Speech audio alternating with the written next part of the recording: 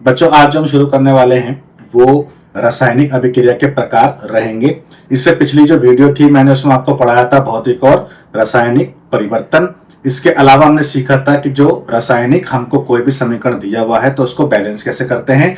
और आज जो हम पढ़ने वाले हैं वो है रासायनिक अभिक्रियाओं के प्रकार। उसके बाद हम पढ़ेंगे उपचयन, अपचयन, रेडॉक्स और उसके बाद हम पढ़ेंगे संक्षारण और विकृत गंधिता। देन उसके बाद आपका चैप्टर फिनिश हो जाएगा। बिल्कुल शॉर्ट हैंड में पढ़ेंगे ताकि आपको इजीली सारी चीज समझ में आए। और उसके बाद जब आप बुक या क्वेश्चन मतलब बुक आप जब पढ़ोगे या फिर क्वेश्चन आप करोगे तो इजीली सॉल्व होना शुरू हो जाएंगे। देखें तो आपके पास है रासायनिक अभिक्रियाओं के प्रकार, जिसमें पहली हेडिंग हमारे पास है संयोजन अभिक्रिया। संयोजन अभिक्रिया। अब इसका मतलब क्या है मैं बोल रहा हूं, आप चाहें तो उस डेफिनेशन को लिख भी सकते हैं। संयोजन का मतलब होता है आपको कोई भी चीज जोड़नी है। अब जोड़ने के लिए आपको दो चीजें चाहिए या दो से ज्यादा चीजें चाहिए। तो जितनी भी चीजें आप जोड़ रहे हो, जोड़ने के बाद उत्पाद जो है वो एक ही बनना चाहिए। तो उस अभिक्रिया को हम बोलेंगे संयोजन अभिक्रिया। यानी जब हम दो या दो से अधिक पदार्थों को आपस में मिलाते हैं तो एकल उत्पाद का निर्माण होता है। तो उसको हम क्या बोलते हैं? संयोजन अभिक्रिया। बस यहाँ पे मेन जो कॉन्सेप्ट है वो ये है कि आप जितनी भी चीजें जोड़ रहे हैं बननी एक ही चीज चाहिए। इस चीज का ध्यान रखना। जैसे मान के चलो मेरे पास है अमोनिया यानी NH3। अमोनिया की क्रिया मैं कर रहा हूं HCl के साथ। तो जब इन दोनों की क्रिया आपस में होती है तो बनता है NH4Cl। NH4Cl को हम बोलते हैं अमोनियम क्लोराइड।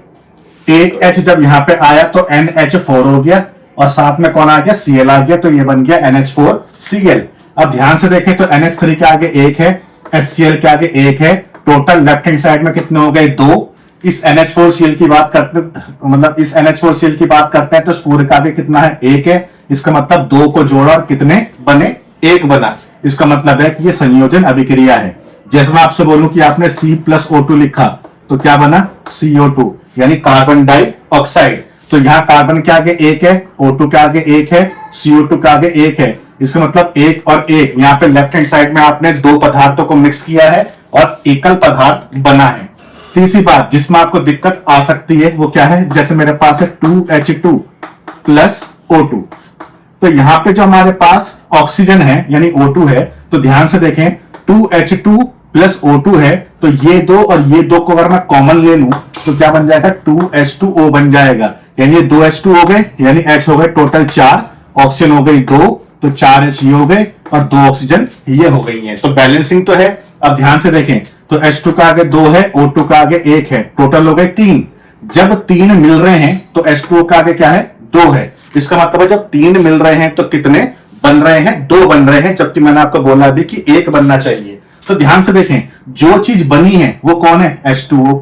और H2O कितने बने हैं? 2 बने हैं। तो H2O और H2O 2 बने हैं। अब आप ये ध्यान से देख सकते हो दोनों H2O सेम ही तो हैं, यानी जो पदार्थ बन रहा है वो सेम ही बन रहा है। इसका मतलब ये वाला एग्जाम्पल भी संयोजन अभिक्रिया में ही आएगा। तो इस चीज का ध्यान रखना कि संयोजन अभिक्रिया में कौन आएगा? जिसमें दो या दो से अधिक पदार्थ जब आपस में मिलेंगे तो उत्पाद जो है वो एकल ही बनेगा। और कहीं पर अगर आपको 2-3 नजर आ रहा है तो उत्पाद जो है अगर वो सेम है तो वो भी संयोजन में ही काउंट होगा। इस चीज का ध्यान रखेंगे।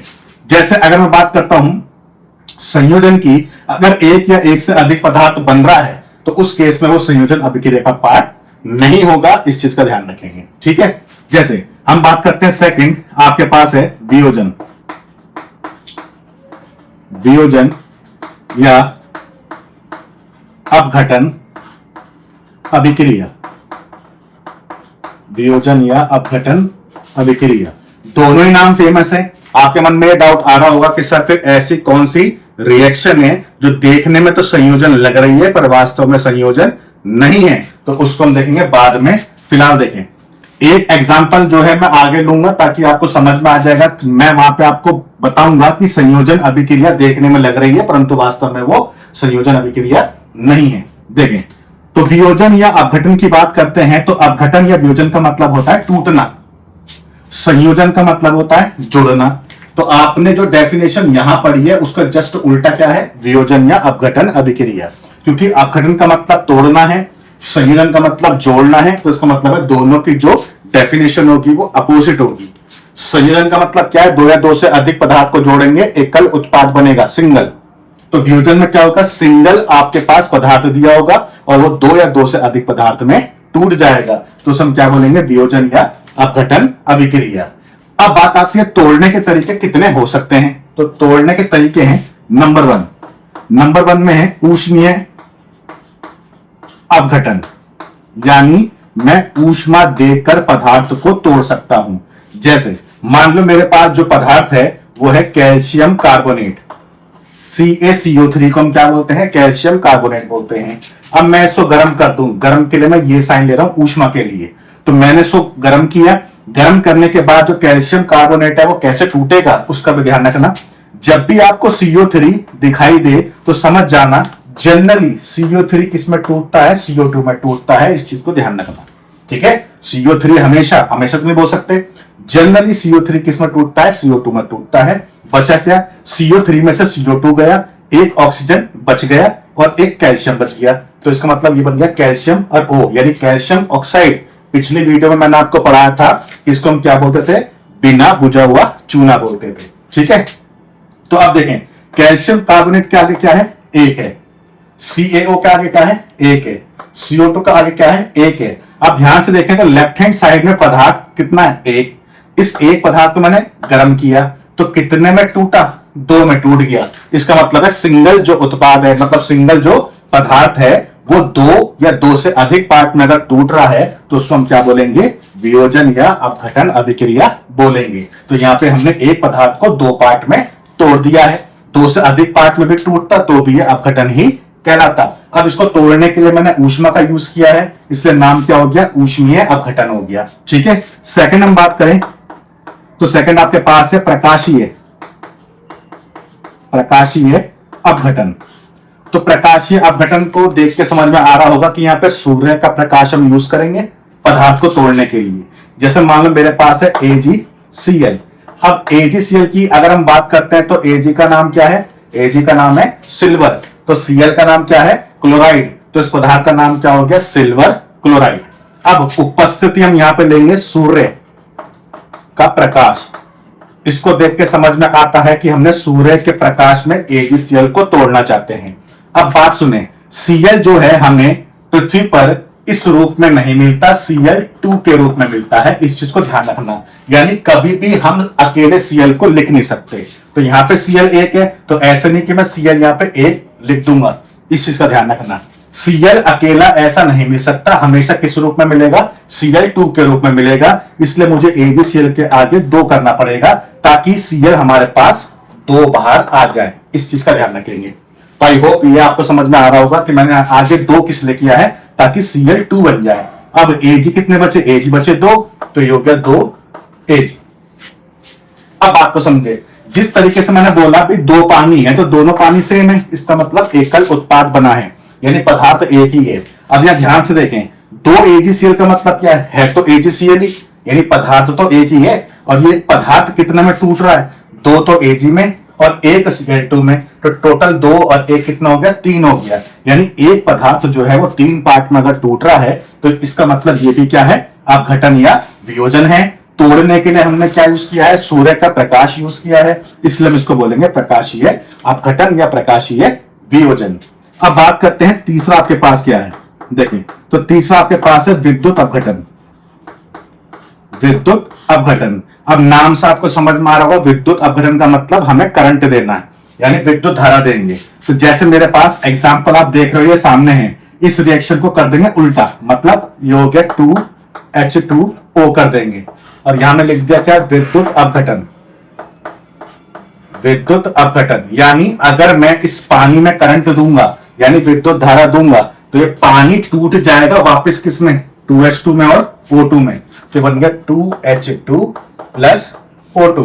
तो सेम सोचने वाली बात वही है, फिर से पानी कितने हैं, दो, परंतु है तो पानी ही, इसका मतलब पदार्थ तो एक ही है। अब जब ये टूटा तो दो तो मिले हाइड्रोजन और एक मिला ऑक्सीजन, तो टोटल कितने मिल गए, तीन। यानी यहां भी जो है एक पदार्थ दो या दो से अधिक पार्ट में टूट रहा है, इसका मतलब ये भी क्या होगा, वियोजन या अपघटन होगा।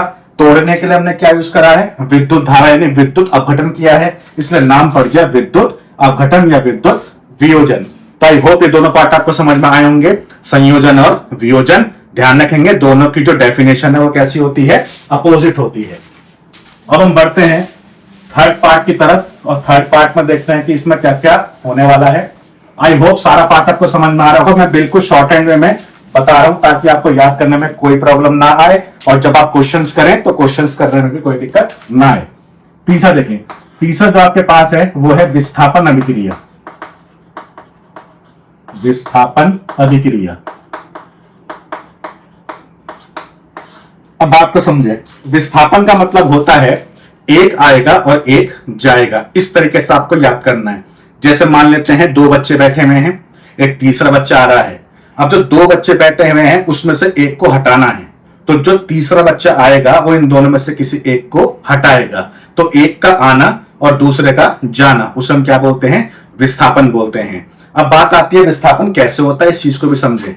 जो बच्चा आ रहा है वो स्ट्रांग होना चाहिए, जो जा रहा है वो वीक होना चाहिए। अगर कोई स्ट्रांग व्यक्ति आएगा तो वीक व्यक्ति को तो जाना ही पड़ेगा। यानी जो मजबूत व्यक्ति आ रहा है या बच्चा जो भी है, जो भी मजबूत चीज आ रही है, तो उसका मतलब है जो चीज जाएगी वो उससे कमजोर होनी चाहिए। यानी विस्थापन तभी होगा जब आने वाला जो समूह है वो कैसा होगा, मजबूत होगा, और जाने वाला समूह कैसा होगा, कमजोर होगा। अगर सपोज करें कि आने वाला व्यक्ति या कोई भी समूह कैसा है, कमजोर है, और जाने वाला कैसा है, वो मजबूत है, तो उस केस में विस्थापन नहीं होगा। बस विस्थापन याद करने का तरीका क्या है, एक का आना और दूसरे का जाना। जो आ रहा है वो मजबूत होना चाहिए, जो जा रहा है वो कमजोर होना चाहिए। इस चीज का आप ध्यान रखेंगे। ठीक है, देखें एग्जाम्पल के लिए बात करता हूं। मेरे पास है Zn प्लस CuSO4। अब मैं इन दोनों की जब अभिक्रिया करता हूं तो जिंक को हम क्या बोलते हैं, यानी Zn को हम क्या बोलते हैं, धातु। कॉपर इसमें भी क्या है, धातु। तो जिंक की बात करते हैं तो जिंक जो है वो कॉपर से प्रबल होता है। प्रबल का मतलब मजबूत होता है, यानी बढ़िया होता है। और इस मजबूत को हम केमिस्ट्री में लैंग्वेज देते हैं क्रियाशीलता की। तो जो Zn है इसकी क्रियाशीलता ज्यादा होती है, जो कॉपर है इसकी क्रियाशीलता कम होती है। इसका मतलब जिसकी क्रियाशीलता ज्यादा है वो आएगा और जिसकी क्रियाशीलता कम है वो जाएगा। तो इसका मतलब है जो भी अधिक क्रियाशील होगा वो कम क्रियाशील वाले को हटा देगा। इसका मतलब जिंक आया, कॉपर गया, तो क्या बन गया, ZnSO4 बन गया प्लस कॉपर भाग हो गया। तो ये हो गया विस्थापन। ये विस्थापन कैसे हुआ है इसको भी आप चेक कर सकते हैं। जैसे मान लो मेरे पास एक बीकर है, इस बीकर की बात करते हैं तो ये बीकर बना हुआ है जिंक का, यानी Zn का। तो जो पात्र है, जो बर्तन है, ये जिंक का बना हुआ है। मैंने इसमें कॉपर सल्फेट का विलयन भर दिया, और कॉपर सल्फेट के विलयन का जो कलर होता है वो नीला होता है। तो बोर्ड में अगर हम बात करते हैं प्रश्न क्या आता है, प्रश्न ये आता है कि हम कॉपर सल्फेट के विलयन को, जो कि कलर में कैसा है, नीला है, कॉपर सल्फेट के विलयन को जिंक के पात्र में इकट्ठा क्यों नहीं कर सकते। तो क्यों नहीं कर सकते, उसका कारण क्या है। जैसे मैं जिंक के बर्तन में कॉपर सल्फेट का विलयन रखूंगा तो कुछ समय बाद ये जो नीला रंग है ये गायब हो जाएगा। कैसे गायब होगा वो आप यहां देख सकते हो। कॉपर सल्फेट का जो नीला रंग है वो होता है कॉपर की वजह से। कॉपर सल्फेट का नीला रंग जो है वो कॉपर की वजह से होता है। अब जब भाई जिंक ने इसको विस्थापित कर दिया तो विस्थापित करने के बाद पूरा विलयन में क्या बना, ZnSO4।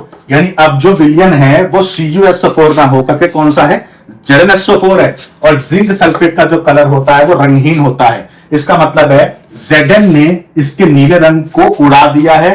क्यों, क्योंकि Zn ने इस कॉपर को यहां से विस्थापित कर दिया है। तो इस रिएक्शन को देख के मैं समझ में आता है कि हाँ भाई यहाँ पे विस्थापन हुआ है। यानी हम कैसे चेक करते हैं कि विस्थापन हुआ है या नहीं, तो यहाँ पर हम चेक कर सकते हैं। पहले कलर कैसा था, नीला था, और वो नीला कलर क्या हो गया, गायब हो गया, यानी रंगहीन में चेंज हो गया है। तो इसका मतलब कोई ना कोई यहाँ पे रिएक्शन हुई होगी। तो रिएक्शन क्या हुई है, जिंक ने जो है कॉपर सल्फेट में से कॉपर को विस्थापित कर दिया है, और ZnSO4 जो बना है ये क्या है, रंगहीन होता है। इस चीज का ध्यान रखेंगे। तो आई होप विस्थापन आपको समझ में आया होगा। अब मैं आपसे कह रहा हूं कि ये अधिक क्रियाशील है और ये कम क्रियाशील है, ये मुझे कैसे पता, तो उसके लिए आप जो है अगले जो चैप्टर होंगे उसमें आप पढ़ोगे क्रियाशीलता का क्रम, मतलब इसे हम बोलते हैं सकेता श्रेणी। मैं लिख देता हूं, क्या बोलते हैं, सकेता श्रेणी। तो आगे जब चैप्टर होंगे तो वहां जब आप ये पढ़ लोगे तो आपको समझ में आ जाएगा कि कौन अधिक क्रियाशील होता है और कौन कम क्रियाशील होता है, क्योंकि ये चैप्टर नंबर 1 है। तो यहाँ पे अभी इतनी सारी चीजें नहीं है। जिस दिन आप ये पढ़ लोगे आपको समझ में आ जाएगा कि जिंक ज्यादा क्रियाशील क्यों है और कॉपर कम क्रियाशील क्यों है। तो आई होप विस्थापन अभिक्रिया आपको समझ में आई होगी। अब मान के चलते हैं रिएक्शन अगर मैं सेम यूज कर लूं, जैसे Fe प्लस CuSO4, तो Fe यानी आयरन यानी लोहा भी कॉपर से अधिक क्रियाशील होता है। तो आयरन आएगा, कॉपर जाएगा, तो क्या बन जाएगा FeSO4 प्लस कॉपर बन जाएगा। इसको हम क्या बोलते हैं, फेरस सल्फेट बोलते हैं। फेरस सल्फेट इसको बोला जाता है। तो ये एग्जांपल हो गए आपके पास 2 किसके, विस्थापन अभिक्रिया के। चलो फोर्थ हम बात करते हैं जिसे हम बोलते हैं द्विविस्थापन। द्विविस्थापन अभिक्रिया। इस द्विविस्थापन अभिक्रिया को हम यानी या उभय अपघटन अभिक्रिया भी कहते हैं। उभय अपघटन अभिक्रिया। तो या तो आप बोल लो भाई द्विविस्थापन अभिक्रिया, या आप कह लो उभय अपघटन अभिक्रिया। दोनों बातें सेम है। काफी बार जो है बोर्ड में ये पूछा गया है, इसलिए इंपॉर्टेंट है, इस चीज को ध्यान रखना। ठीक है, चलो द्विविस्थापन में डी आ रहा है। अब इस डी का मतलब क्या है, इस डी को समझे। विस्थापन आपने समझ गया, एक आया और एक गया। डी का मतलब हुआ 2 बार। अब 2 बार का मतलब कैसे होगा, देखो मान लो इस साइड में 2 बच्चे बैठे हैं और इस साइड में 2 बच्चे बैठे हैं। 2 में से यहां से एक उठा, यहां गया। इन 2 में से यहां एक उठा और एक यहां गया। तो इसका मतलब है आपस में क्या हो गए, एक्सचेंज हो गए। आपस में एक्सचेंज हो गए। इस एक्सचेंज को हम हिंदी में क्या बोलते हैं, विनिमय। तो इसका मतलब है एक आयन यहां से उठ के यहां आएगा, दूसरा आयन यहां से उठ के यहां आएगा। इसका मतलब है द्विविस्थापन में आयनों का क्या होता है, एक्सचेंज होता है। इस एक्सचेंज को हम क्या बोलते हैं, विनिमय बोलते हैं। तो शॉर्ट हैंड तरीका समझ में आया कि यहां पे क्या होगा, आयनों का विनिमय होगा।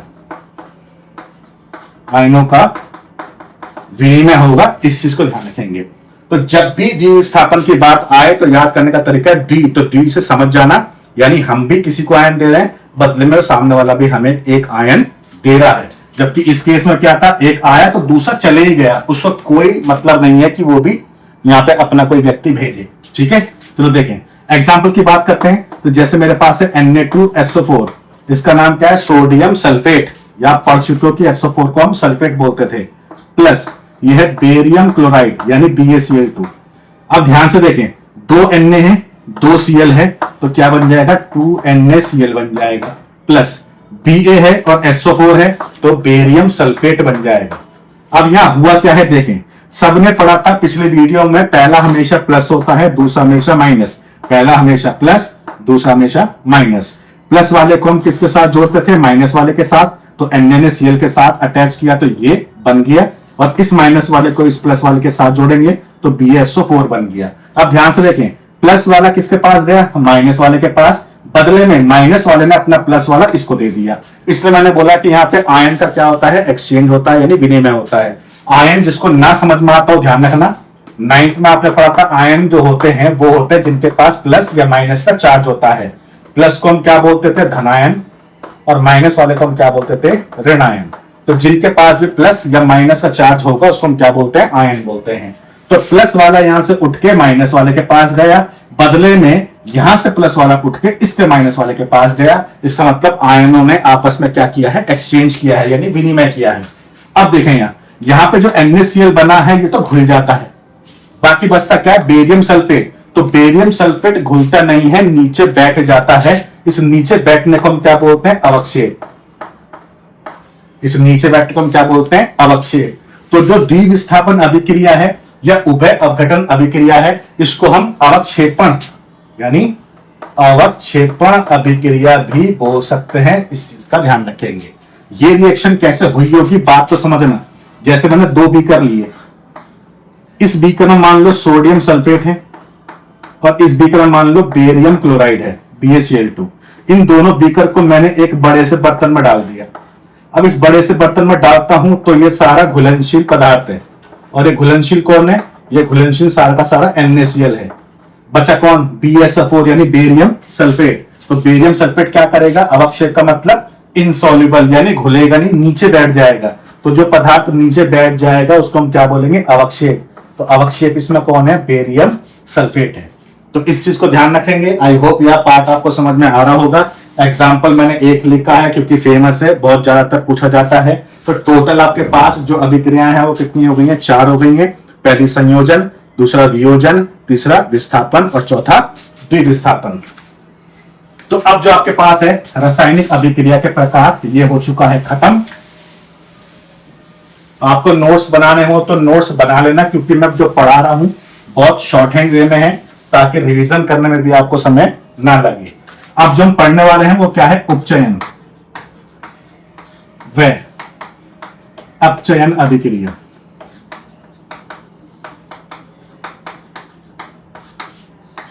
एग्जाम्पल एक एक दो दो ले रहा हूं मैं, क्यों? उसका रीजन ये है कि आपको कॉन्सेप्ट समझ में आना चाहिए। उसके बाद आपको कुछ भी दिया है आप इजीली उसको सॉल्व कर पाओगे। अगर जो भी मतलब हम चीजें पढ़ रहे हैं, मेन चीज होती है कि उसका पीछे का जो कॉन्सेप्ट है, अगर वो एक बार समझ में आ गया तो क्वेश्चन करने में मुझे लगता है कोई दिक्कत नहीं आएगी। तो पहले देखें, पहले हमारे पास है उपचयन।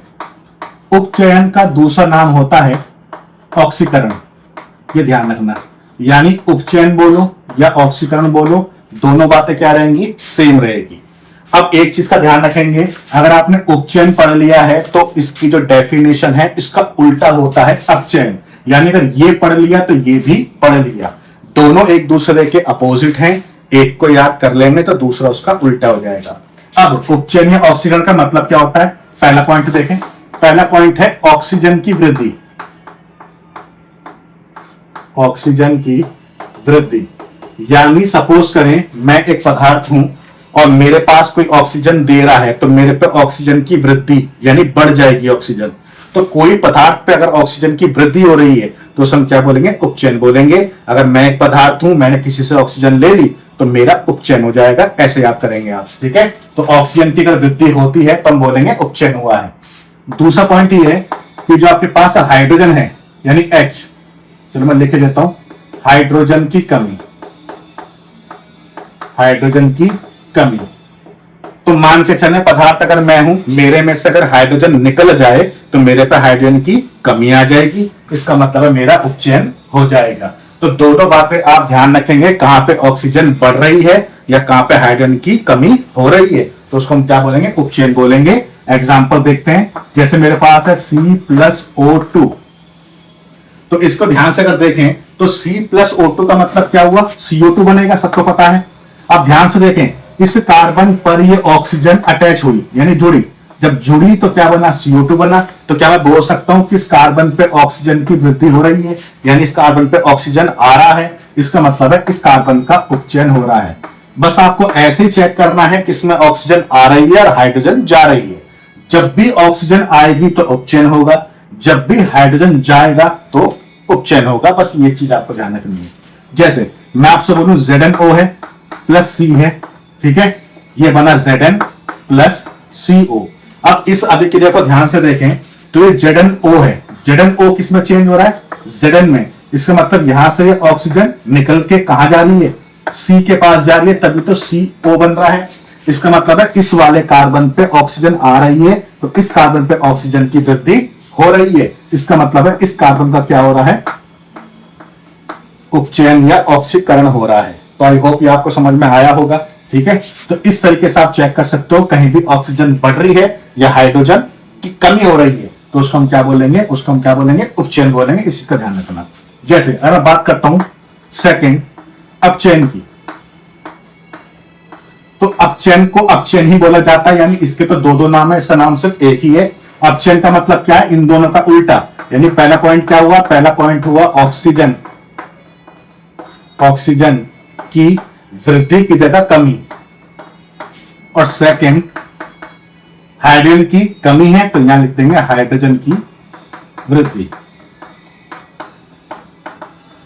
हाइड्रोजन की वृद्धि। तो ये 2 पॉइंट आपको याद करने हैं। अब देखें, इन दोनों पॉइंट की बात करते हैं तो एग्जांपल मान लो मैं सेम ये यूज कर लेता हूं, ZnO प्लस C, क्या बना? Zn plus CO।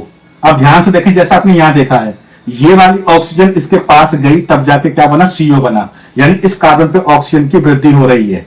परंतु अगर मैं इसकी बात करता हूं ZnO की, तो ZnO में से ये ऑक्सीजन निकला है, यानी Zn के पास ऑक्सीजन की कमी हो गई, तभी तो जिंक बना। इसका मतलब यहां से ऑक्सीजन निकल रही है तो इस Zn पे ऑक्सीजन की कमी हो जाएगी, और ऑक्सीजन की कमी का मतलब क्या होता है? अपचयन होता है, यानी इस पदार्थ का हो जाएगा अपचयन।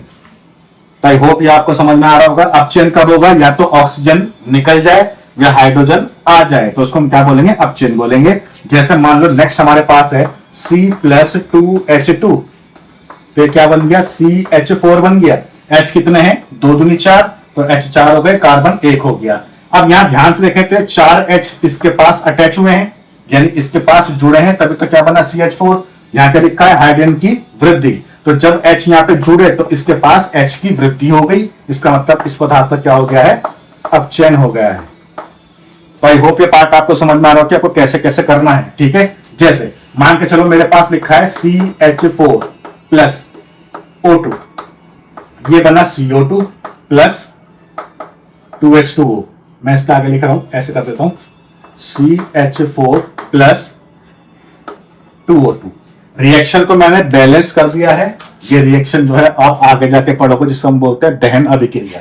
फिलहाल देखें, यहां जो कार्बन है उसके साथ 4 H हैं और यहां पे 2O2 है। बैलेंसिंग की बात करते हैं, कार्बन 1 है, कार्बन 1 है, H 4 है, 2 दूनी 4 हो गए, ऑक्सीजन 2 दूनी 4 है, 2 यहां है और 2 यहां है, 4 है। अब ध्यान से देखें तो इस CH4 में से ये H निकला, सिंपल सी बात है, CH4 में से H निकला, तो हमने यहाँ क्या लिखा है? हाइड्रोजन की कमी। इसका मतलब यहाँ पे हाइड्रोजन की कमी हो रही है, H निकला है यहाँ से, तो जब H यहाँ से निकला तो यानी हाइड्रोजन की कमी हुई। हाइड्रोजन की कमी हुई, इसका मतलब ये क्या हो गया? उपचयन या ऑक्सीकरण हो गया। इसका मतलब है इस पदार्थ का क्या हो रहा है?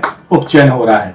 तो आप इजिली चेक कर सकते हो, बस 2 पॉइंट आप ध्यान रखोगे कि ऑक्सीजन की वृद्धि और हाइड्रोजन की कमी हो रही है तो उपचयन होगा। इसका जस्ट उल्टा ये हो जाएगा, ऑक्सीजन की कमी और हाइड्रोजन की वृद्धि।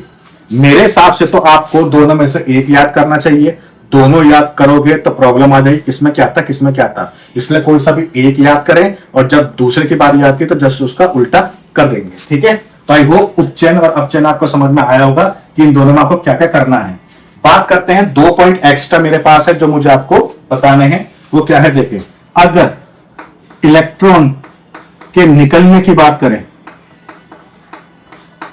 चलो मैं काम करता हूं, फिलहाल मैं इसको पहले रफ कर देता हूं, फिर देखते हैं।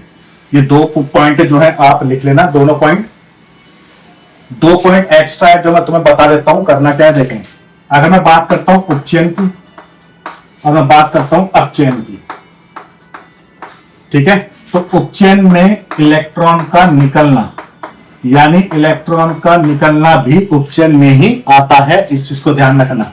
अपचयन की बात करते हैं तो इलेक्ट्रॉन का ग्रहण करना, यानी इलेक्ट्रॉन का आना अपचयन होता है। यानी जो डेफिनेशन आपने उपचयन अपचयन की देखी 2-2, उसमें एक तीसरी और है, थर्ड वाली, कि कहीं भी इलेक्ट्रॉन अगर निकल रहा है तो उसको हम क्या बोलेंगे? उपचयन, और कहीं भी इलेक्ट्रॉन आ रहा है तो उसको हम क्या बोलेंगे? अपचयन। मैंने आपको प्रीवियस वीडियो में, जो पिछली वीडियो थी, मैंने उसमें आपको पढ़ाया था अष्टक नियम, एक बार वो जाके देख लेना। एग्जाम्पल ले रहा हूं, आपको आई होप समझ में आ जाएगा। तो सोडियम था, सोडियम का परमाणु क्रमांक 11 था, 11 का हमने तोड़ा था 2, 8 और 1 में। अष्टक नियम के हिसाब से 1 इलेक्ट्रॉन निकला था, जब निकला था तो इसका मतलब है 8 पूरे हो गए थे और Na पे 1 प्लस का चार्ज आ गया था। यानी Na पे प्लस का चार्ज कब आ रहा है? जब Na में से 1 इलेक्ट्रॉन निकल रहा है। तो मैं रिएक्शन को कैसे लिखूंगा? Na में से 1 इलेक्ट्रॉन निकला और क्या बन गया? Na प्लस बन गया, यानी सोडियम में से इलेक्ट्रॉन निकल रहा है। इसका मतलब सोडियम का क्या हो रहा है? उपचयन हो रहा है। सेम ऐसे में बात करता हूं अपचयन के लिए, तो आपने पढ़ा था Cl, परमाणु क्रमांक 17 यानी 2, 8 और 7। अब 7 की बात करते थे हम, तो 7 इलेक्ट्रॉन निकाल नहीं सकते, लिमिट 4 की थी, तो क्यों ना 1 इलेक्ट्रॉन डाल दें तो इसके 8 पूरे हो जाएंगे। इसका मतलब Cl ने 1 इलेक्ट्रॉन लिया, तो इलेक्ट्रॉन लेने का मतलब फालतू हो गए, फालतू के लिए क्या आएगा? माइनस आएगा। इसका मतलब इस Cl ने इलेक्ट्रॉन लिया है, इसका मतलब इस Cl का क्या हो गया है? अपचयन। यहां इसने इलेक्ट्रॉन निकाला है तो इसका क्या हो गया है? उपचयन। और आपको पता है जब Na प्लस और Cl माइनस मिलते हैं तो क्या बनता है? NaCl बनता है। इसका मतलब है NaCl बनने के लिए सबसे पहले Na का क्या होगा? उपचयन होगा, और Cl का अपचयन होगा, तब जाके वो दोनों आपस में मिलते हैं। तो आई होप ये वाला पार्ट आपको समझ में आया होगा। तो जहां भी जिस जगह भी इलेक्ट्रॉन निकल रहा है उसको हम बोलेंगे उपचयन, और जिस जगह भी इलेक्ट्रॉन आ रहा है उसको हम क्या बोलेंगे, अपचयन बोलेंगे। चलो अब जो हमारे पास नेक्स्ट पार्ट है वो देखें। तो नेक्स्ट जो पार्ट आपके पास है वो है रेडॉक्स अभिक्रिया। इंपॉर्टेंट है पेपर के लिए, ध्यान रखना, और ये उपचयन और अपचयन भी पेपर में आता है, इस चीज को ध्यान रखना। इंपॉर्टेंट पार्ट है, इसको मिस मत करना, ध्यान से इसको पढ़ना। तो आपके पास जो नेक्स्ट टॉपिक है वो है रेडॉक्स अभिक्रिया। अब एक चीज का ध्यान रखेंगे, जो रेडॉक्स है ये दो शब्दों से मिलकर बना है जो हम पढ़ चुके हैं, एक तो उपचयन और एक अपचयन। तो मैं डेफिनेशन लिख नहीं रहा हूं, सिर्फ बोल रहा हूं, आप अगर नोट्स बना रहे हो तो उसमें लिख लेना।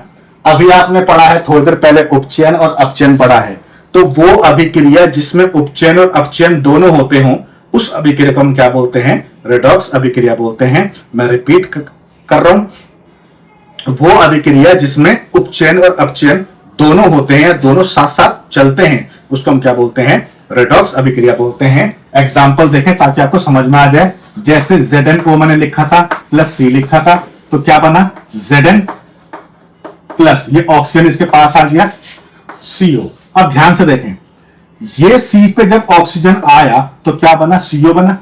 ऑक्सीजन का आना क्या होता है, उपचयन, तो इसका मतलब है इस C का उपचयन हुआ, किसमें हुआ, जब ये O आया तो क्या बना, CO, यानी यहां इसका क्या हो गया है, उपचयन हो गया है। यानी जो कार्बन है वो उपचयित होकर किस में चेंज हो गया, कार्बन मोनोऑक्साइड में चेंज हो गया, CO में चेंज हो गया। अब बात करते हैं यहां पे, तो ZnO में से ऑक्सीजन निकला और निकलने के बाद ये Zn किस में चेंज हुआ, इसमें। भाई ZnO में से ऑक्सीजन निकली तो ZnO में से क्या बच गया, Zn बच गया। ऑक्सीजन का निकलना क्या होता है, अपचयन होता है। इसका मतलब जिंक ऑक्साइड का अपचयन किस में हो गया, Zn में हो गया है।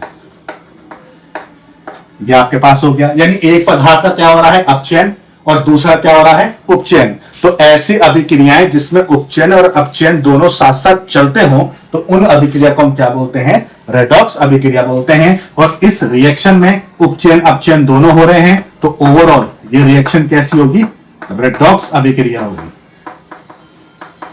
तो जितनी भी आप रिएक्शंस ऐसी देखो, यानी समीकरण ऐसी देखो जिसमें उपचयन और अपचयन दोनों हो रहा हो, तो उसको हम क्या बोलते हैं, रेडॉक्स अभिक्रिया बोलते हैं। तो आई होप ये पार्ट आपको समझ में आ रहा होगा।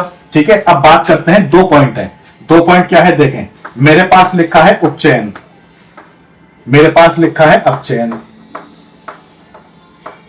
अब यहां पे अपचयन लिखा तो मैंने यहां लिख दिया अपचायक, यहां मैंने लिख दिया ऑक्सीकारक।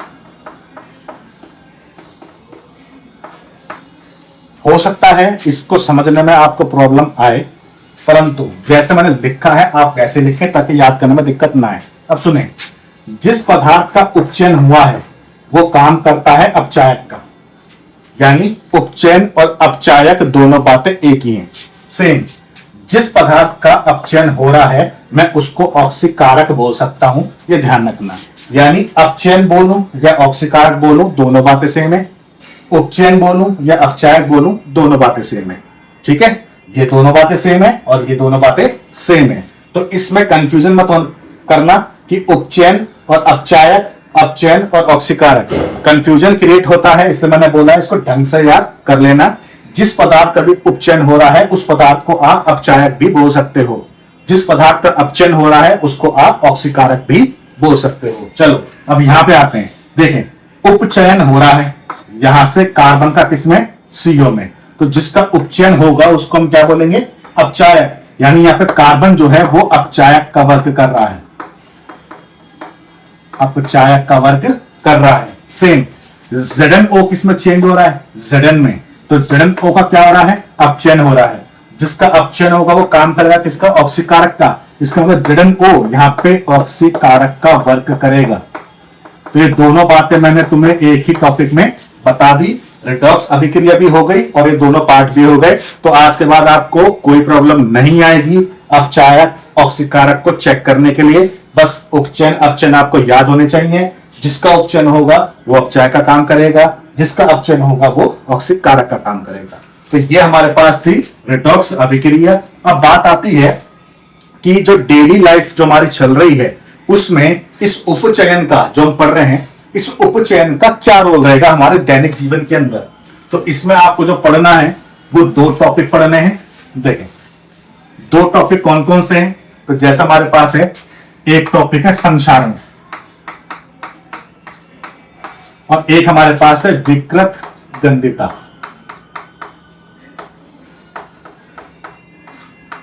तो ये 2 टॉपिक हैं, एक तो है संक्षारण और एक है विकृत गंधिता।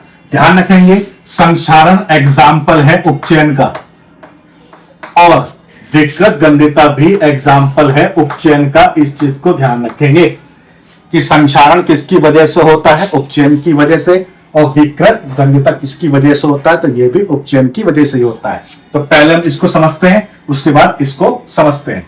मान लो कोई भी आपके पास धातु है, इस धातु की जो सतह है वो धीरे धीरे क्षरण होने लगती है। क्षरण का मतलब है खराब होने लगती है। कोई भी आपके पास धातु है उसकी जो सतह है वो धीरे धीरे खराब यानी क्षरण होने लगती है। अब खराब कैसे होगी भाई, या तो नमी होगी या वायु होगी, मतलब आर्द्रता होगी, ठीक है, और आपके पास थोड़ा बहुत अम्ल आसपास के वातावरण में हो सकता है। तो ये सारी चीजें इस धातु को खराब करने में काम आती है। जैसे मैं एग्जांपल के तौर पर बात करूं, मेरे पास लोहा है।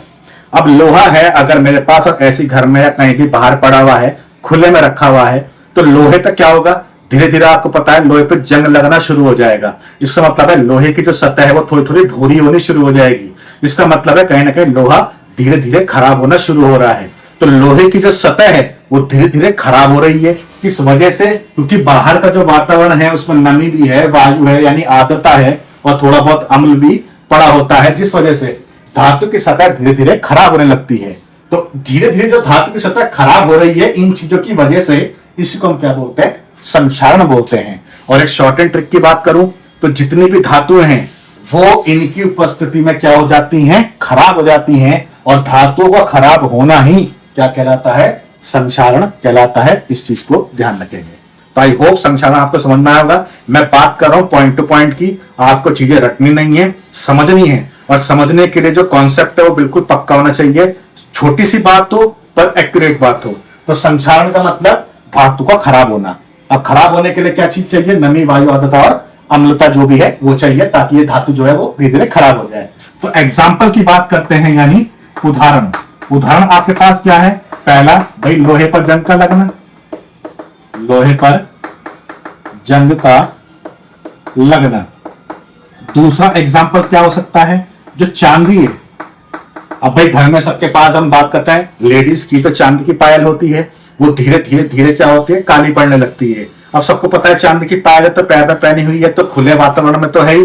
तो इन सब चीजों की वजह से, इन सब चीजों की वजह से चांदी की जो धातु है वो भी धीरे धीरे खराब होने लगती है। तो चांदी का काला पड़ना, चांदी का काला पड़ना भी क्या है, संक्षारण है। तीसरा, जो आपके पास कॉपर है यानी तांबा है, तो तांबे की सतह का हरा हो जाना, यानी सबको पता है किसी के पास तांबे का लोटा हो तो तांबे का जो लोटा होता है वो धीरे धीरे उसकी जो सतह है अंदर की वो हरी पड़ने लगती है। जैसे हम बोलते हैं भाई काई सी लग रही है, तो वो तांबे की सतह भी जो खराब हो रही है, जो हरी हो रही है, वो भी संक्षारण के कारण ही होती है। तो 3 पॉइंट आपके सामने नजर आए। संक्षारण का मतलब धातु की सतह का खराब होना। अब खराब कौन कौन से धातु हो सकते हैं, जैसे लोहे पर जंग का लगना, चांदी का काला पड़ना और तांबे का हरा पड़ना। अब बात आती है इसमें एक पॉइंट, लोहे पर जंग का लगना। तो जंग के ध्यान रखेंगे कि जंग का सूत्र क्या होता है। तो जंग का जो सूत्र है, जंग का सूत्र होता है Fe2O3.XH2O। ये सूत्र होता है किसका, ये सूत्र होता है जंग का। तो कभी कभी पूछ लिया जाता है कि जंग का सूत्र क्या होता है। यह है आयरन ऑक्साइड, यह है XH2O। X का मतलब है यहां पे H2O के अणुओं की संख्या है। अब H2O यानी जल है, तो जल के कितने अणु हैं, लाखों में हैं, अनगिनत अणु हैं। कितने हैं एग्जैक्टली नहीं पता, इसलिए मैं यहाँ पे XH2O लिख दिया है। तो आई होप ये पूरा पार्ट आपको समझ में आया होगा।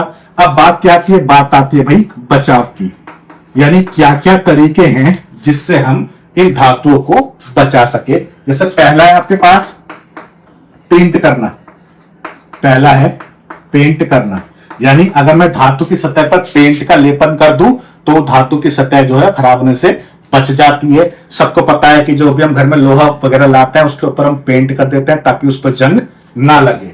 दूसरा होता है कि जो जिंक है Zn का लेपन, मतलब अगर मैं Zn की कोटिंग कर दूं, मान लेते हैं मेरे पास ये Fe यानी आयरन यानी लोहे का टुकड़ा है, इस टुकड़े के ऊपर अगर मैं जिंक की परत को चढ़ा दूं यानी Zn, तो जिंक की परत को चढ़ा देता हूं तो लोहे पर जो जंग लगना है वो काफी हद तक बच जाता है, यानी लोहा सुरक्षित हो जाता है। तो जब हम लोहे के टुकड़े पर जिंक की परत चढ़ाएंगे तो उसको हम बोलते हैं गैल्वनीकरण। गैल्वनीकरण, तो इसको भी ध्यान रखेंगे, इंपॉर्टेंट है। गैल्वनीकरण का मतलब क्या होता है? जब लोहे की सतह पर, यानी लोहा क्या है? धातु है, तो लोहे की सतह पर जब जिंक की परत को चढ़ा देते हैं तो जो लोहा है उस पर जिंक, मतलब जो लोहा है उस पर जंग के लगने के चांसेस जो है वो कम हो जाते हैं, जिसको हम क्या बोलते हैं? गैल्वनीकरण बोलते हैं। इसके अलावा आप जो है Zn की जगह टिन यानी Sn को हम क्या बोलते हैं? टिन, तो टिन का लेपन भी कर सकते हैं। मैं यहां लिख देता हूं, Sn को हम क्या बोलते हैं? टिन बोलते हैं। ठीक है, अगर मैं Zn की जगह Sn की कोटिंग कर दूंगा, ठीक है, तो उसको हम क्या बोलते हैं? टीनीकरण, उसको हम बोलते हैं टीनीकरण। तो इन तरीकों से हम क्या कर सकते हैं? धातुओं को जो है संक्षारित होने से बचा सकते हैं। ठीक है, तो आई होप ये पार्ट आपको समझ में आया होगा। संक्षारण आप इतना पढ़ लेना, आपके 10th के सिलेबस के हिसाब से ये बहुत है। अब बात करते हैं विकृत गंधिता किसे कहते हैं। देखिए, ये जो दोनों टॉपिक हैं मिलते जुलते हैं। फिर मैं आपको बताऊंगा संक्षारण उपचयन का एग्जाम्पल कैसे है और विकृत गंधिता भी उपचयन का एग्जाम्पल कैसे है। अब हम बात करते हैं कि आपके पास कोई सामग्री है, तेलीय है या वसा है, यानी हम बात करें किसकी? खाद्य पदार्थ। खाद्य पदार्थ, खाद्य पदार्थ का मतलब खाने वाले पदार्थ। जो भी पदार्थ हम आजकल खा रहे हैं उनको हम क्या बोल रहे हैं? खाद्य पदार्थ। तो ऐसे खाद्य पदार्थ जिसमें क्या हो? तेल हो या फिर वसा हो, तो वो भी क्या होता है? धीरे धीरे खराब होने लगता है। मैं इसको ऐसे लिख रहा हूं, धीरे धीरे क्या होने लगता है? खराब होने लगता है। अब खराब का मतलब क्या है? जैसे रंग में कोई चेंज आ जाए या फिर उसके स्वाद में कोई चेंज आ जाए, तभी तो हम कह पाते हैं कि हाँ भाई ये चीज खराब हो गई। या फिर आप बात कर सकते हैं सुगंध से, सुगंध से भी चेक कर सकते हैं भाई ये जो हमारे पास सामग्री है वो खराब हो गई। तो जैसा हम क्या करते हैं, जैसे गर्मी का टाइम चल रहा है, खाना हमने बनाया, सब्जी वगैरह मान लेते हैं, तो कुछ समय बाद, सपोज करो हमने इसको फ्रिज में नहीं रखा, ऐसे खुला छोड़ दिया, तो कुछ समय बाद वो सब्जी धीरे धीरे खराब होने लगेगी, उसमें स्मेल आने लगेगी। इसका मतलब उसके स्वाद में भी कुछ ना कुछ चेंज आएगा। तो कुल मिलाकर वो सामग्री यानी खाद्य जो पदार्थ वो खराब हो गया। तो खाद्य पदार्थ कैसे खराब हुआ? जब हमने उसको खुले में कुछ समय के लिए छोड़ दिया। ठीक है, यानी खुले में रखने पर लिख लेते हैं, खुले में रखने पर। अब आपको पता है खुले की बात कर रहे हैं तो भाई खुले में तो नमी भी होगी, वायु भी होगी, आर्द्रता, ये सब कुछ है ही। इसका मतलब है ये जो खाद्य पदार्थ है जिसमें तेल और वसा पाया जाता है, जब हम इसको खुले में रख देते हैं तो वायु और नमी या आर्द्रता की वजह से धीरे धीरे इस खाद्य पदार्थ के रंग में चेंज आने लगता है, स्वाद में चेंज आने लगता है, सुगंध में चेंज आने लगता है, यानी ओवरऑल जो खाद्य पदार्थ है वो खराब हो जाता है। तो ये खाद्य पदार्थ खराब हुआ, इस खाद्य पदार्थ के खराब होने को हम क्या बोलते हैं? विकृत गंधिता। तो आई होप आपको अब मैचिंग देखनी चाहिए, इसमें भी खराब हो रहा है, इसमें भी खराब हो रहा है, यहां धातु खराब हो रही है, यहाँ खाद्य पदार्थ खराब हो रहा है। तो याद करने का तरीका है दोनों में ही चीजें खराब है, संक्षारण में धातु खराब हो रहा है और विकृत गंधिता में खाद्य पदार्थ खराब हो रहे हैं। संक्षारण में धातु खराब हो रहे हैं, ये ध्यान रखेंगे, और जो हमारे पास विकृत गंधिता है इसमें खाद्य पदार्थ खराब हो रहे हैं। दोनों के खराब होने का कारण नमी, वायु, आर्द्रता ये सब कुछ है। ठीक है, इसका मतलब है विकृत गंधिता हमें समझ में आई। अब बात आती है कि भाई इसको कैसे रोका जाए, यानी बचाव। तो बचाव के लिए जैसे पहला पॉइंट है, मैं लिख नहीं रहा हूं, सिर्फ बता रहा हूं आपको। पहला पॉइंट यह है कि जो भी हम खाना बना रहे हैं उस खाना बनाने को अच्छे से ढका जाए और लो टेम्परेचर पर, जैसे फ्रिज में हम रखते हैं तो फ्रिज में रख देंगे तो वो काफी समय तक के लिए जो है वो सुरक्षित रहेगा। पहला बचाव ये हो गया। दूसरा बचाव ये है कि जो भी हम पदार्थ हमारे पास है उसको वायु रोधी पात्र में रखना है। यानी अगर हम बात करते हैं हमने कोई भी चीज बनाई है या कोई भी चीज लाए हैं तो एक बोतल लेंगे, उसमें उस पदार्थ को रख देंगे और ढक्कन बंद कर देंगे ताकि एयर जो नमी और जो वायु है वो उसके अंदर ना जा पाए और उसे खराब ना कर पाए। ठीक है। तीसरी अगर मैं बात करता हूं तो जैसा आपके पास आलू चिप्स है, आलू चिप्स है, तो आलू चिप्स की बात करें, सपोज करें अगर फैक्ट्री में आलू चिप्स बन रहे हैं, मैंने क्या करा, मैंने पैकेट लिया, इस पैकेट में सपोज करें चिप्स हैं, अब मैंने इस पैकेट को बंद कर दिया तो इस पैकेट में क्या होगा, ऑक्सीजन तो होगी। और अभी हमने लिखा चीजें खराब हो रही हैं, किस चीज की वजह से हो रही हैं, नमी है, वायु यानी एयर है, ऑक्सीजन है, तो ये ऑक्सीजन क्या करेगी, धीरे धीरे इनको खराब करना शुरू कर देगी, जिससे इनके स्वाद में, रंग में, सुगंध में चेंज आना शुरू हो जाएगा और ये चिप्स जो है वो खराब हो जाएगा। तो हम अब क्या करें भाई, ऑक्सीजन तो इसको खराब कर रहा है, तो हमने ऑक्सीजन के स्थान पर अब क्या करा, इन चिप्स के साथ, जो चिप्स है इनके साथ हमने नाइट्रोजन गैस डाल दी, इन चिप्स के साथ नाइट्रोजन गैस डाल दी और चिप्स कर दिया बंद। तो अब ये नाइट्रोजन क्या करती है, इसको खराब नहीं होने देती है। अब वजह समझे, अगर ये ऑक्सीजन इस चिप्स के पैकेट के अंदर है और इसको खराब कर रहा है तो कहीं ना कहीं ऑक्सीजन इस पे चिपक रही है। और अभी तुमने पढ़ा ऑक्सीजन की वृद्धि, यानी ऑक्सीजन का आना क्या होता है, उपचयन। इसका मतलब ये ऑक्सीजन इस चिप्स का क्या कर रहा है, उपचयन कर रहा है, और उपचयन की वजह से चीजें खराब हो रही है। तो भैया O2 तो यहां भी है, एयर, इसका मतलब ये एयर यानी ऑक्सीजन तो यहां भी चिपकेगी और यहां भी चिपकेगी तो इससे भी खराब करेगी। और ऑक्सीजन का चिपकना यानी ऑक्सीजन की वृद्धि होना क्या कहलाता है, उपचयन। इसका मतलब है विकृत गंधता क्या है, उपचयन का एग्जाम्पल है। ऐसे में बात करते हैं संक्षारण की, तो संक्षारण में हमने सारी चीजें पढ़ी भाई, यहाँ पे तो क्या है, नमी है, वायु, आर्द्रता, सब कुछ है। इसका मतलब लोहे पर जंग का लगना, चांदी का काला पड़ना, तांबे की सतह का हरा पड़ना, इन सभी में क्या हो रहा है, इन सभी में नमी, वायु, ये सब कुछ तो है, यानी ऑक्सीजन इन पे भी चिपक रही है, इनको भी खराब कर रही है। इसका मतलब ऑक्सीजन की वृद्धि हो रही है। इसका मतलब है ये भी जो संक्षारण है वो भी उपचयन का ही एग्जाम्पल है। इस चीज को आप ध्यान रखेंगे कि संक्षारण और विकृत गंधता दोनों ही उपचयन के एग्जाम्पल है। तो आलू चिप्स में क्या होता है भाई, ऑक्सीजन इसको खराब कर रहा है, तो यहां से ऑक्सीजन को हटा के इसको हम नाइट्रोजन गैस भर देते हैं ताकि इसके अंदर कोई भी एयर यानी हवा यानी ऑक्सीजन ना रहे और चिप्स सुरक्षित रहे। तो आई होप ये पार्ट आपको समझ में आया होगा। तो आई होप इतना पार्ट आपको समझ में आया होगा। चलो अब जो हमारे पास बच रहा है लास्ट, वो सिर्फ 2 पार्ट बच रहे हैं और उसके बाद आपका जो चैप्टर है वो खत्म हो जाएगा। ठीक है, देखें, एक हमारे पास है ऊष्मा शोषी, ऊष्मा शोषी अभिक्रिया,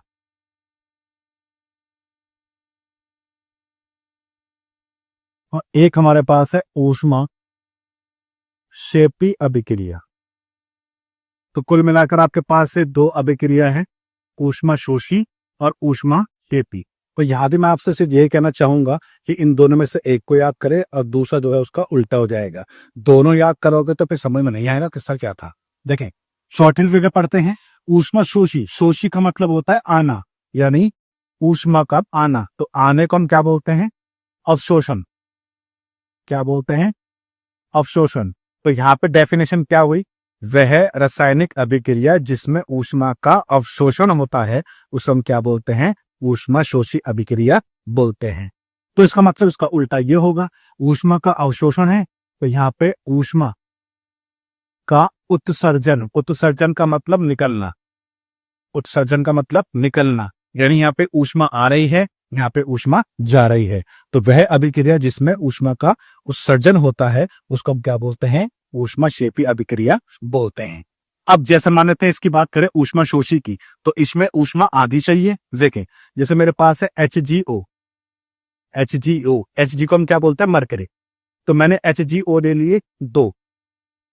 अब होता यह है कि ये ऊष्मा लेगा, जब ये ऊष्मा लेगा तो मैंने इसको ऐसे लिख दिया भाई कि प्लस ऊष्मा, प्लस ऊष्मा का मतलब इसने ऊष्मा ले ली। ऊष्मा लेने के बाद क्या होगा, O कितने हैं, 2, तो O2 तो हो गया बाहर, प्लस बचा क्या, Hg बचे 2, तो हो गया 2 Hg। इसका मतलब है HgO यानी जो मरकरी ऑक्साइड है, Hg को हम क्या बोलते हैं, मरकरी। तो मरकरी ऑक्साइड ने क्या करा, ऊष्मा ली, और ऊष्मा लेने के बाद एक टूट गया किसमें, Hg और ऑक्सीजन में। इसका मतलब है इसने ऊष्मा ली है, तो इसका मतलब ये हुआ ऊष्माशोषी अभिक्रिया। अब हम बात करते हैं ऊष्माक्षेपी की। तो इसमें ऊष्मा का क्या होगा, उत्सर्जन होगा, यानी ऊष्मा जाएगी। जैसे अगर मैं बात करता हूं ऊष्माक्षेपी की, तो सपोज करें आपके पास ये है मीथेन। मीथेन को हम बोलते हैं प्राकृतिक गैस, ठीक है। मीथेन को हम क्या बोलते हैं, प्राकृतिक गैस बोलते हैं। अभी ये रिएक्शन कुछ देर पहले तुमने पढ़ी थी, ठीक है। तो मीथेन ने हमने क्या करा, O2 ले लिया। सी का बात करें तो सी किस में चेंज हो गया था, CO2 में। थोड़ी देर पहले ही हमने रिएक्शन में पढ़ी है। 4H का पानी बन जाएगा 2H2O। ये ध्यान रखेंगे, जब भी इस तरह का कोई केस आएगा तो कार्बन हमेशा CO2 में चेंज होगा और हाइड्रोजन हमेशा पानी में चेंज होगा। हाइड्रोजन की संख्या जितनी भी होगी उसका आधा बनेगा पानी। तो H कितने हैं यहाँ, 4। तो 4H का आधा कितना हुआ, 2। यहाँ पे 2 पानी बनेंगे। इस तरीके से आपको याद करना है। अच्छा अब देखें, इसकी अगर मैं बात करता हूं तो यहाँ पे ऑक्सीजन 2 है, इस तरफ ऑक्सीजन 2 यहाँ है, 2 यहाँ है, टोटल हो गए 4। तो बैलेंस के लिए मैंने इसका भी लिख दिया 2। तो ऑक्सीजन हो गए 4, कार्बन 1 है, H4 है, 2 दूनी 4, H4 है, रिएक्शन हो गई बैलेंस। अब बात को समझना, ये ऑक्सीजन जब इसके साथ जुड़ी तो CO2 बना और H2 बना। साथ में लिख रहा हूं मैंने प्लस ऊष्मा, प्लस ऊष्मा। इसका मतलब है इतनी ऊष्मा बाहर गई है।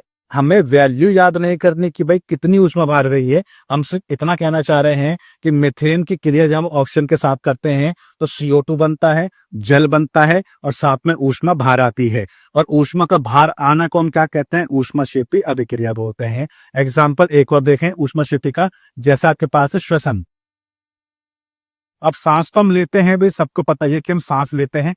और हमारा जब शरीर है वो कैसे चलता है डेली, वो चलता है ऊर्जा के बेस पर। तो हमारे शरीर में ऊर्जा होगी तो हम काम करेंगे, नहीं होगी ऊर्जा तो हम बैठे रहेंगे, लेटे रहेंगे। और हमारे शरीर को ऊर्जा कहाँ से मिलेगी, खाने से।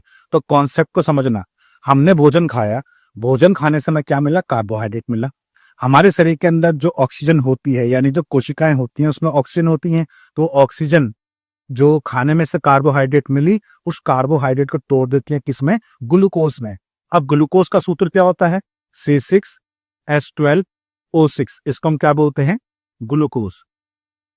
मैं रिपीट कर रहा हूं ताकि आपको समझ में आ जाए। हमने खाना खाया, खाना खाने के बाद हमारे शरीर में क्या मिला, खाना खाने से कार्बोहाइड्रेट मिला। अब जो शरीर की कोशिकाएं हैं, उन कोशिकाओं में से जो ऑक्सीजन है उसने कार्बोहाइड्रेट को तोड़ दिया इसमें, ग्लूकोज ने। अब ग्लूकोज में तोड़ने के बाद ये ऑक्सीजन और क्या क्या करेगी, तो देखें। इस ऑक्सीजन की बात करते हैं तो फिलहाल यहाँ पे कार्बन कितना है, 6। तो अभी जैसे मैंने यहाँ बोला है C का बन जाएगा CO2, H का बन जाएगा पानी। तो यहाँ C भी है, यहाँ H भी है, तो सेम करना है। कितने C है, 6। तो 6C का मतलब है 6 CO2 बन जाएंगे, प्लस कितने H है, 12। तो मैंने बोला H को कर देंगे आधा, तो 12H का आधा हो गया 6। तो यह 6 बन जाएगा H2 को। अब कर लेते बैलेंस। यहाँ कितने O हैं, 6 दूनी 12 और 6 18। यहाँ कितने O हैं, 6। तो अगर मैं यहाँ पे 6 कर दूं तो 6 दूनी 12 और 6 18। तो यहाँ भी 18 ऑक्सीजन हो गए और 6 दूनी 12 और 6 18 यहाँ भी हो गए। तो जब इस ऑक्सीजन ने इस ग्लूकोज को तोड़ा तो क्या बना, CO2 बना और H2 बना, प्लस साथ में ऊष्मा बाहर आएगी। और यही वो ऊष्मा है जो हमारे शरीर को चलाएगी। तो आई होप के पार्ट आपको समझ में आ रहा होगा। हमने भोजन लिया, भोजन से हमें कार्बोहाइड्रेट मिला, ऑक्सीजन जो हमारे शरीर के अंदर थी उसने कार्बोहाइड्रेट को ग्लूकोज में तोड़ दिया और फिर ग्लूकोज को किस में तोड़ दिया, CO2 में और H2O में। और साथ में ऊष्मा बाहर निकली और ये ऊष्मा हमारे शरीर को चलाने में मदद करती है। तो ये हो गया हमारे पास ऊष्माक्षेपी अभिक्रिया, ये भी हो गया ऊष्माक्षेपी अभिक्रिया और ये हो गया ऊष्माशोषी अभिक्रिया। बस इस चीज का ध्यान रखना कि मैं इन ऊष्मा को इधर उधर कर सकता हूं, मतलब समझे। यहाँ ऊष्मा कैसी है, प्लस में, इस साइड लेके जाऊंगा तो माइनस में। तो मैं इस रिएक्शन को ऐसे भी लिख सकता हूं, 2HgO, तीर खींचा, 2Hg प्लस O2, और इस प्लस ऊष्मा को यहां भी आऊंगा तो माइनस ऊष्मा लिख दूंगा। तो मैं इस रिएक्शन को ऐसे भी लिख सकता हूं, ऐसे भी लिख सकता हूं, दोनों बातें सेम है। सेम मैं इसमें भी ऐसे कर सकता हूं, यहाँ ऊष्मा प्लस में है तो इस साइड लेकर दूंगा तो माइनस में आ जाएगी। तो क्या बन जाएगा, CH4 प्लस 2O2 और ऊष्मा को यहाँ लिया है तो माइनस ऊष्मा। और राइट में क्या बना, राइट में CO2 बन रहा है और 2H2O बन रहा है। इस रिएक्शन को मैं ऐसे भी लिख सकता हूं। तो ध्यान रखेंगे हम ऊष्मा को लेफ्ट राइट या राइट लेफ्ट में कर सकते हैं। तो अब बात रही पार्ट की, तो ऊष्माशोषी और ऊष्माक्षेपी आपको समझ में आया होगा। चैप्टर आपका यहाँ पे फिनिश होता है। किसी को कोई डाउट हो तो कमेंट बॉक्स में आप बताना। आई होप ये वीडियो आपको पूरी जितनी भी मैंने पढ़ाई है अच्छे से समझ में आई होगी और आपको पसंद आएगी। तो मिलते हैं अब नेक्स्ट वीडियो के साथ।